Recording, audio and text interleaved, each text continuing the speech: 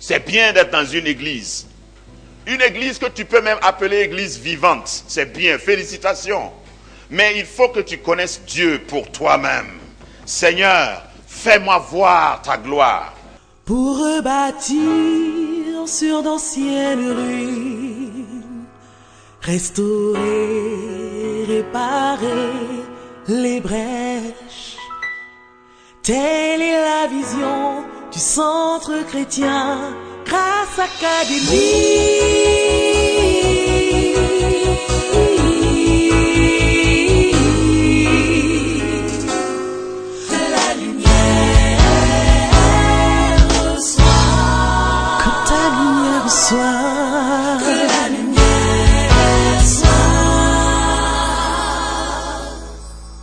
Grâce Académie.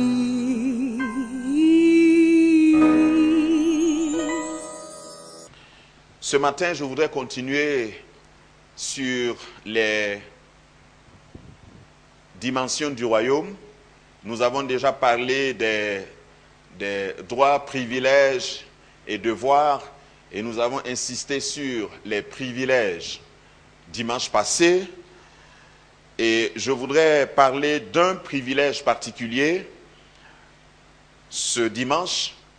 Et mon thème, c'est mandaté, équipé pour représenter. Dis à ton voisin, tu es mandaté, tu es équipé pour représenter le royaume de Dieu. Alléluia. Il y a quelqu'un qui ignore cela, et je voudrais que tu n'ignores pas que tu es mandaté, que tu es équipé et que tu dois représenter un royaume sur terre. Nous avons déjà établi depuis le début que l'intention de Dieu depuis la création, au fait, n'était pas de créer une église. L'intention de Dieu depuis la création, en créant l'homme, c'était qu'à partir de l'invisible, lui qui est invisible, il puisse régner sur le visible qui est le monde à travers son esprit invisible dans un corps visible sur le visible. J'ai donné des mots de tête à quelqu'un. Dieu est invisible. Amen. La Bible dit que Dieu est esprit. Jean 4. Il voulait depuis l'invisible qu'il est, régner sur le visible qui est le monde, par son esprit qui est quoi? Invisible, dans un corps visible, dans le monde visible. Voilà l'intention de Dieu. Ça, c'est le programme de Dieu. Depuis les temps immémoriaux, depuis l'éternité et de toute éternité, Dieu invisible voulait dominer sur un monde visible avec son esprit invisible. Donc il fait de toi le temple de son esprit, puisque tu es visible, que tu viennes dans le visible et que tu domines. C'est pourquoi il a dit, quand vous priez, dites, notre Père qui est aux cieux, que ton nom soit sanctifié. Le Père, il n'est pas visible.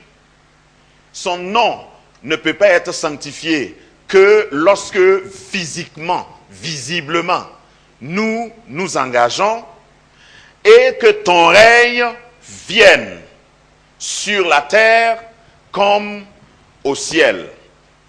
Dieu donc voulait que toi qui es physique, il t'a créé matière, mais il ne t'a pas laissé matière seulement. La Bible dit que quand il a fini de créer l'homme, il a soufflé dans ses narines.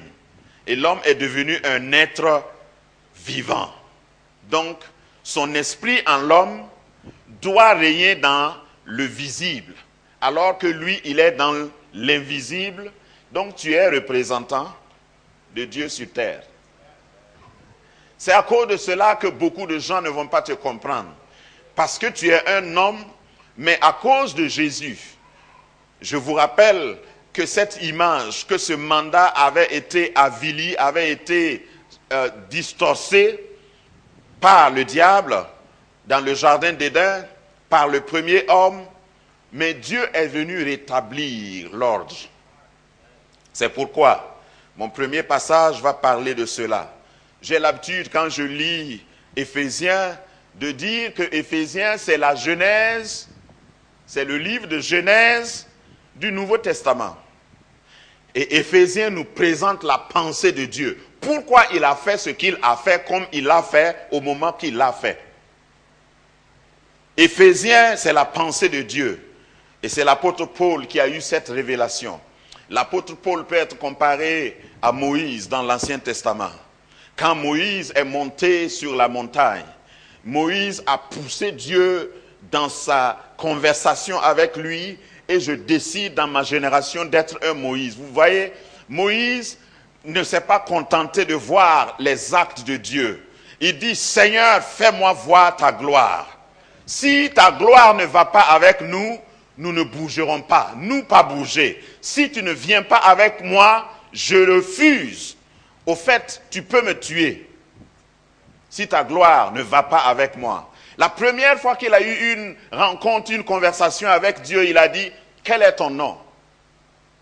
Tu m'envoies, je sais, tu as transformé mon bâton en serpent, ça c'est un miracle. Tu as changé, tu as envoyé le feu sur le buisson ne se consumait pas. Ça c'est un miracle. Dites Amen. Mais je veux connaître ton nom. Au fait, il y a une étape où on vit les miracles. Il y a une autre étape où on décide de connaître le Dieu de miracles. Et c'est ma détermination. Si tu as un miracle, sois béni et béni soit Dieu. Mais je veux connaître l'auteur de ton miracle. Est-ce que tu connais l'auteur du miracle dans ta vie? Parce que quand tu connais cet auteur, le jour même qu'il ne fait pas de miracle, tu es calme. Tu es tranquille. Le jour qu'il ne transforme pas le bâton en serpent, tu es tranquille. Dieu a enseigné à Moïse pour qu'il sache que son miracle, le miracle que Dieu opère, peut être compris d'une façon ou d'une autre. C'est pourquoi le serpent est devenu d'abord, non, le bâton est devenu un serpent, et après, le serpent est devenu un bâton. Parce que si tu veux suivre les miracles de Dieu, je vais employer un terme simple, il va te feinter. Dieu va te dribbler. Tu as l'habitude de voir les bâtons devenir serpents. Maintenant, quand les serpents deviennent des bâtons, tu fais quoi? Il y a des gens qui sont bloqués. Les suiveurs de miracles sont quelquefois bloqués. À un miracle donné, ils ne savent pas quoi penser. Je veux connaître le Dieu de miracles, pas les miracles de Dieu seulement. Et si j'ai le Dieu de miracles, tout ira bien. Il n'y a pas de date de péremption pour les miracles de Dieu. Il est tout suffisant. Donc nous nous tenons debout pour parler de ce Dieu, pour voir sa pensée dans Éphésiens chapitre 1, verset 3. Rappelez-vous, mon thème c'est mandaté, équipé pour représenter. Éphésiens 1, 3 dit, béni soit Dieu, le Père de notre Seigneur Jésus-Christ, qui nous a bénis de toutes sortes de bénédictions spirituelles dans les lieux célestes en Christ. Une lecture superficielle de ce passage peut nous envoyer promener dans une déclaration religieuse et nous disons Amen. Ainsi parle l'Éternel. Amen. Mais ce que ce passage veut dire, c'est que Dieu est béni déjà. Il est le Père de notre Seigneur Jésus-Christ. Et lui qui est béni, nous bénit de toutes sortes de bénédictions spirituelles dans les lieux célestes. Parce que toute vraie bénédiction matérielle est d'abord spirituelle. C'est ce que ça veut dire. Si tu n'es pas béni dans les lieux célestes, toute bénédiction dans les lieux terrestres, terriens, planétaires, sont des bénédictions sujets à changement. Maintenant, je vais vous amener au principe de la foi. Quand tu es béni, quand tu sais que tu es béni dans les lieux célestes, c'est la foi maintenant qui amène sur la terre ce qui est céleste pour que cela se manifeste sur la terre. Je parle de représentation. Si tu n'es pas conscient de ces choses, tu vas chanter, tu vas dire « je suis béni », tu vas dire « Dieu m'a béni », mais tu ne pourras pas représenter Dieu. Bénédiction céleste, bénédiction spirituelle dans les lieux célestes. Dis Amen. Est-ce que tu as déjà essayé d'imaginer ce que Dieu a réservé, ce que Dieu a programmé, ce que Dieu a investi, ce que Dieu a emmagasiné pour toi avec ton nom? Seigneur, fais-moi voir ta gloire. Seigneur, fais-moi voir ta gloire. Ta gloire, Seigneur, Ta gloire, Seigneur. fais-moi voir. Seigneur, fais-moi voir ta gloire. Fais-moi voir ta gloire, ta Gloire, Seigneur. Seigneur, fais-moi voir ta gloire. Amen. Quand vous pouvez avoir les yeux spirituels, comme Moïse l'a dit, parce que ce chant sont des paroles de Moïse. Fais-moi voir ta gloire. Je vous garantis que quand vous voyez la gloire de Dieu, vous n'avez plus peur de ce qui se passe sur la terre. Dieu souverainement. C'est pourquoi il a d'abord pris soin de dire le Père de notre Seigneur Jésus-Christ. On ne parle pas de n'importe quel Dieu. Il nous a bénis de toutes sortes de bénédictions spirituelles dans les lieux célestes. Et quand vous lisez, je n'ai pas listé des références, mais si vous voulez des preuves par rapport à cela, vous voyez dans toute la Bible des gens que Dieu a appelés. Parlons de Moïse toujours, puisqu'on était sur lui. Moïse, quand il a rencontré Dieu pour la première fois, il a pris conscience qu'il était hébreu. La Bible dit, devenu grand par la foi. Hébreux chapitre 11, c'est pourquoi Moïse, devenu grand, refusa d'être appelé fils de la fille de Pharaon. Parce qu'il voyait une gloire, parce qu'il s'est rendu compte, il s'est connecté à la gloire qui est au ciel. Il s'est rendu compte que son programme qui a été établi au ciel ne consistait pas à être esclave. Il y a des gens qui sont dans une cour royale mais esclaves. Il y a des gens qui vivent avec le pharaon, mais esclaves. Donc, ils refusent, ils changent de statut. Il dit, je veux aller rejoindre mon peuple. Et Dieu lui dit, il faut que tu suives une formation. Il faut que tu aies une transformation. Il faut que tu passes par une métanoïa, une transformation de mentalité. Pour ceux qui ne savent pas, métanoïa parle surtout de la mentalité. Méta, noïa, un mental nouveau.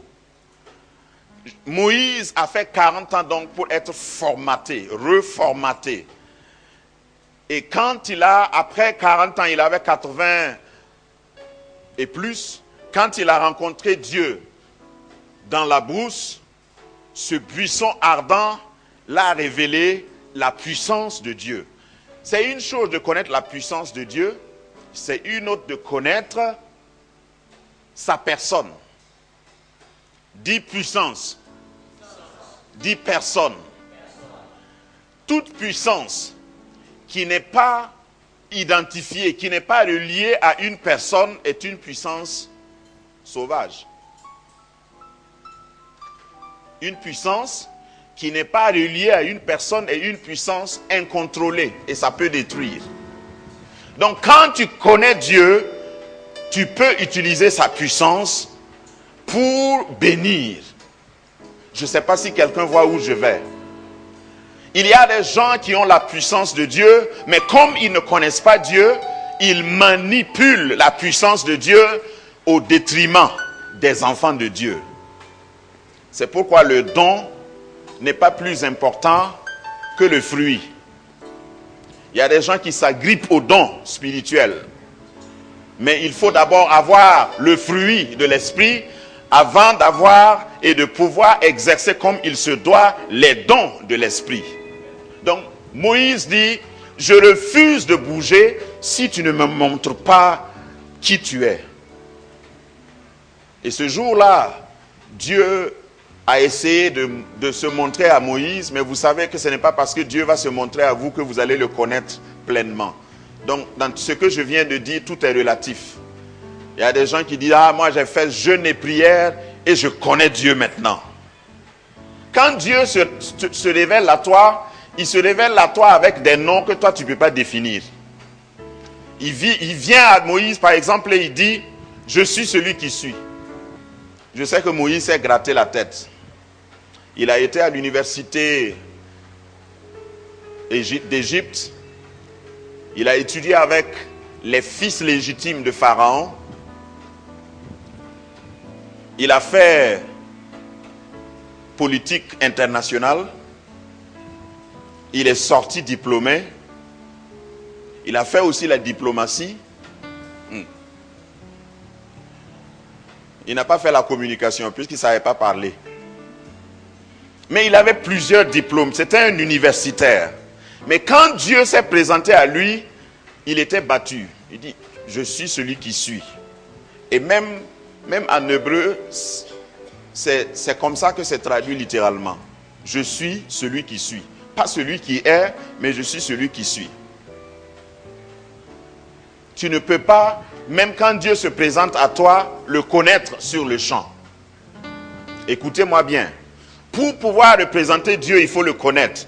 Pour le connaître, il faut marcher avec lui.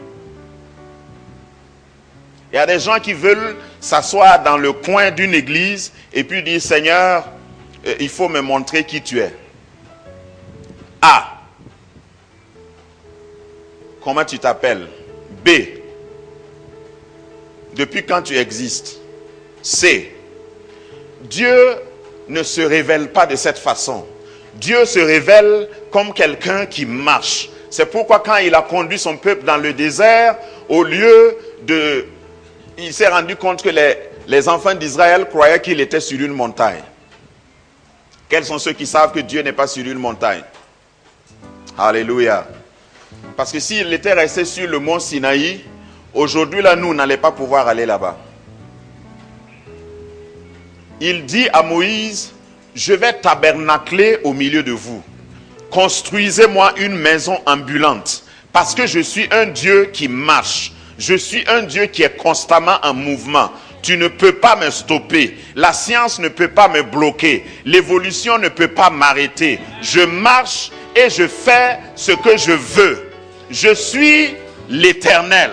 Je n'ai pas de commencement, je n'ai pas de fin. Mais je suis à tout commencement, je suis à toute fin. Et il commence à marcher. Si tu veux connaître Dieu, il faut marcher avec lui. Dis à ton voisin, je suis en marche. Si tu ne marches pas avec lui, au fait, Dieu ne t'attend pas. Moi, j'ai appris ça il y a longtemps. Dieu n'attend personne. Grâce Académie, une vision, une plateforme, un cadre d'expression et d'épanouissement pour tout l'homme.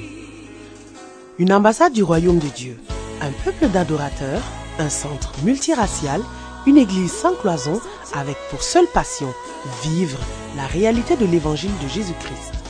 Grâce Académie, une voix prophétique et une vision pour sa génération. Situé à Ouagadougou, à 700 mètres de l'ambassade des États-Unis, côté est. Grâce Académie.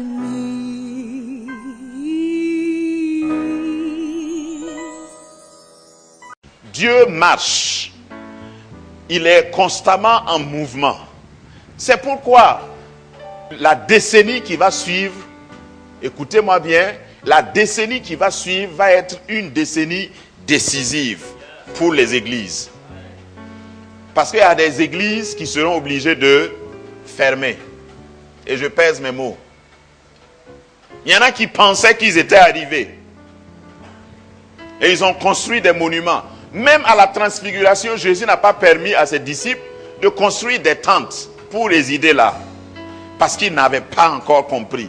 Dieu, même quand il se révèle de façon puissante, il ne t'autorise pas à le stopper là, à le casier là et à l'enfermer là. Il marche. Maintenant, toujours sur le plan spirituel, avant de le représenter valablement, 2 Pierre 1, 3. Et je te recommande de retenir ce passage par cœur. Voilà. Je vous montre une petite technique. Pour retenir la référence, vous faites 2, 1, 3. 2, 1, 3. Est-ce que c'est difficile? Voilà. Et voilà ce que ce passage important, voilà pourquoi je vous dis de le retenir par cœur. Comme sa divine puissance nous a donné tout ce qui contribue à la vie et à la piété au moyen de la connaissance de celui qui nous a appelés par sa propre gloire et par sa vertu, lesquels nous assurent de sa part les plus grandes et les plus précieuses promesses, afin que par elles, vous deveniez participants de la nature, de sa nature, si vous voulez. N'est-ce pas merveilleux? Son pouvoir, donc sa divine puissance, nous a donné tout ce qui contribue à la vie et à la piété. La vie à Ouagadougou, la vie dans la chaleur, la vie dans la poussière, la vie dans la circulation difficile, la vie dans les maladies contagieuses, tout ce qui contribue à la vie, sa divine puissance m'a donné ça. Ça, c'est une richesse. Quand je dis mandaté et équipé, voilà un équipement. Il m'a donné tout ce qui contribue à la vie. Donc, je n'ai pas peur de la vie. Et d'ailleurs, il marche avec moi. Quand je ne peux pas expliquer ce qui m'arrive, je reste calme. Et je dis, Seigneur, prends le volant. Tout ce qui contribue à la vie et aussi à la piété. Ça veut dire que pour être spirituel, piété parle de la vie de sainteté, la vie spirituelle, la vie sans péché. Je n'ai pas besoin de transpirer pour ça. Je m'adosse à sa piété et je suis pieux. Je m'adosse à sa sainteté et je suis saint. Regarde-moi marcher. Je suis saint. Pourquoi? Est-ce que ce n'est pas audacieux, pasteur? Non. Parce qu'il est saint. Il m'a donné tout ce qui contribue à la sainteté. Mon statut a changé. Je commets des erreurs, oui. J'ai des humeurs, oui. Mais je suis saint. Tout ce qui contribue à la vie et à la sainteté, à la vertu, à la piété, il nous a donné. C'est au moyen de la connaissance de celui qui nous a appelés. Donc quand tu connais Dieu, comme Moïse le connaît, au fait, ta mort même sera mystérieuse. Dieu n'a même pas permis que son corps pourrisse. Dieu a enfreint à ses propres règles. Dans Genèse, il a dit à Adam et à Ève, tu deviendras poussière, tu redeviendras poussière. Mais arrivé à Moïse, il dit, puisque c'est moi qui fais la loi, ici là je fais une exception. Vous croyez que c'est à cause de quoi? Parce que Moïse a refusé la religiosité. Il a refusé tout ce que les gens pouvaient parler puisqu'il était hébreu. Sa mère l'a enseigné qui était Jéhovah, qui était l'Éternel d'Israël, le Dieu d'Israël. Mais il a dit, moi je veux te connaître par moi-même. Je suis en train de parler à une génération en disant qu'il faut absolument que tu cherches à connaître Dieu pour toi-même. C'est bien d'être dans une église. Une église que tu peux même appeler église vivante. C'est bien, félicitations. Mais il faut que tu connaisses Dieu pour toi-même. Seigneur, fais-moi voir ta gloire. Si ta gloire ne va pas avec moi, je ne bougerai point. Amen. Donc Dieu se révèle et quand il se révèle, tout change. Il y a une transformation. Jésus se révèle à ses disciples. Et ce qu'il voulait faire, comme j'ai dit dans la première déclaration, Dieu dans l'invisible veut dominer sur le visible par son esprit invisible à travers un homme visible sur le visible. Donc Jésus est venu au fait, pas pour faire des chrétiens. Jésus n'est pas venu pour fabriquer des chrétiens. Jésus est venu pour faire des citoyens d'une autre cité, d'un royaume. Et il dit donc, Luc chapitre 10, verset 19, il dit, voici un des équipements. Je vous ai donné le pouvoir de marcher, Luc 10, 19.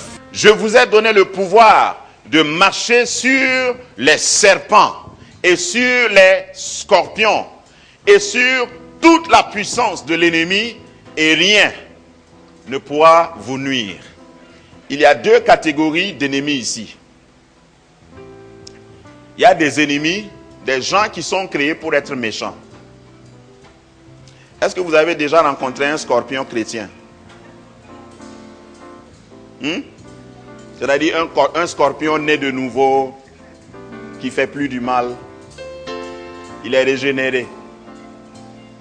Quand il te pique, ça fait plaisir.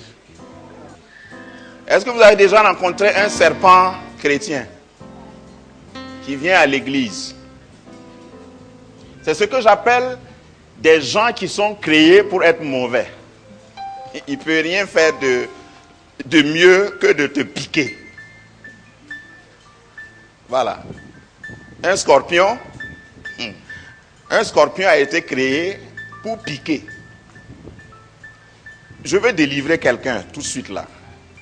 Il y a des gens que tu luttes pour changer. Ils ne peuvent pas changer. C'est l'heure comme ça, comme dirait un Ivoirien.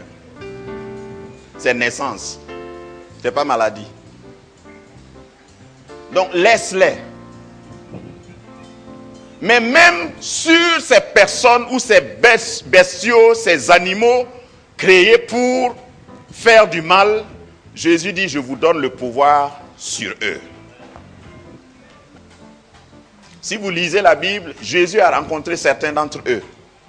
Jean-Baptiste a rencontré certains d'entre eux. Paul a rencontré certains d'entre eux. Et quand vous écoutez ce qu'ils disent, vous allez dire, mais ça c'est trop méchant. Mais quand tu as affaire aux démons, il n'y a pas de négociation. Jésus n'a pas dit de signer un traité de paix avec les démons, de leur dire, s'il vous plaît, sortez. Vous savez, la sœur là, elle aime le Seigneur. Vous aussi faites pardon, allez chercher quelqu'un d'autre. Non, il n'y a pas de négociation. Quand on arrive, on dit, sortez. Il n'y a pas de match entre toi et le diable. Il n'y a pas de match entre Dieu et Satan. Ça, c'est une fausse théologie. Dieu est victorieux sur le mal. Il n'y a pas de dualité qui prévaut dans la parole de Dieu.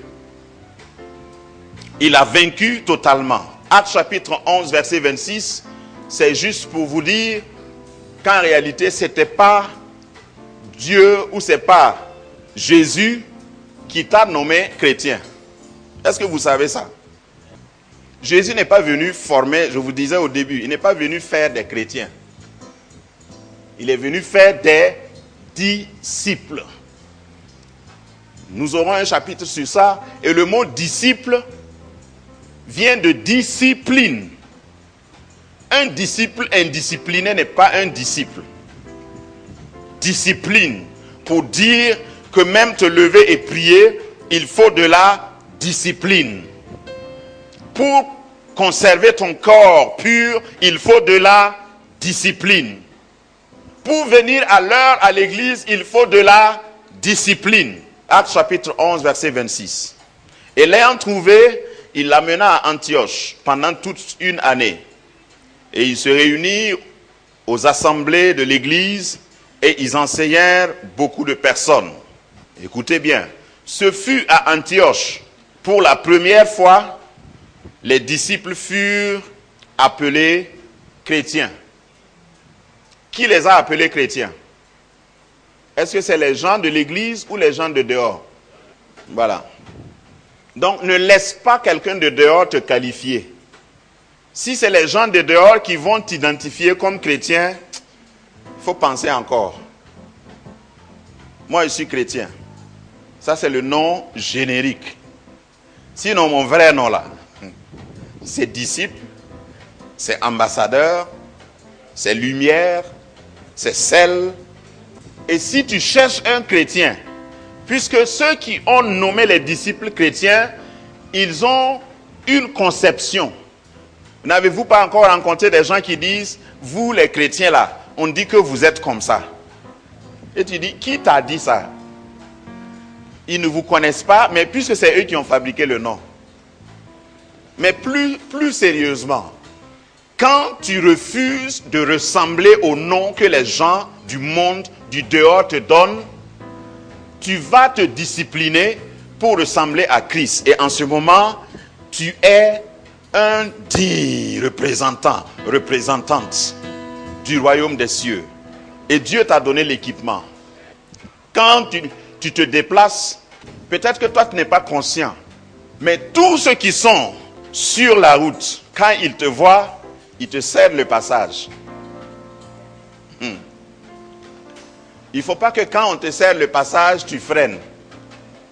Parce que dans ma pensée, on dirait qu'il y a beaucoup de chrétiens, quand ils arrivent dans un milieu hostile même, et les démons sont en train de fuir, eux-mêmes ils fuient. Donc ce n'est pas au milieu de l'hostilité que tu dois sortir de ton véhicule, de ta voiture immatriculée spécialement, avec le drapeau du Seigneur flottant, annonçant ton arrivée. Ce n'est pas à ce moment que tu dois descendre et dire, bon, c'est-à-dire que, au fait, je ne savais pas quoi. Je ne savais pas que ici, là, c'est comme ça. Au fait, moi, je pensais que vous étiez tous chrétiens. C'est pourquoi je suis venu. Donc, comme c'est comme ça, là, bon, on ne va pas se déranger. Laissez-moi en paix, je vous laisse en paix. Non. Ambassadeur, plénipotentiel, tu es équipé. Tu représentes pas seulement un pays, mais tu représentes un gouvernement. Donc tu peux faire appel. Quand ça te dépasse, tu peux faire appel. Alléluia. Je vais continuer dimanche prochain à cause du temps. Mais je voudrais te libérer à partir d'aujourd'hui pour que tu ailles conscient et consciente que tu es équipé. Tu es mandaté par le ciel et tu es équipé pour aller représenter Dieu, représenter son règne partout. Pour rebâtir sur d'anciennes ruines, restaurer, réparer les brèches. Telle est la vision du centre chrétien Grâce Académie.